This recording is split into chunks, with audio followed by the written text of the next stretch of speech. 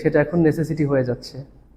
যেমন একসময় স্মার্টফোন, আপনাদের মনে আছে কিনা, যখন প্রথম আসছিল 2000 সালের দিকে, তখন খুব অল্প দেখা গেছে ঘরের যে হয়তো বাবা বা মা যে কোনো একজন, কিন্তু পুরো ফ্যামিলিতে একটা স্মার্টফোন, তাও মানে থাকাটাও অনেক বড় একটা প্রেস্টিজ ছিল। একটা ফোন আছে, স্মার্টফোন না সরি, ফোন এটা মোবাইল ফোন ছিল। মোবাইল ফোন, অ্যান্টিনাওয়ালা ফোন ছিল, অ্যান্টিনা ছাড়া ফোন ছিল, অনেক রকমের ফোন ছিল। নকিয়ার অনেক ফোন ছিল, জানেন? নকিয়ার এই ফোন ওই ফোন, যেমন আমার খুব ভালো লাগতো নকিয়া 11 সেটা ফোন ছিল, তার আমি একটু দেখাইতো, আমার একটা খুব পছন্দের ফোন আছে। আমি স্কুলে থাকতে ফোন কিনছিলাম যখন আমাকে অ্যালাউ করতো না, আমাকে অ্যালাউ করতো না।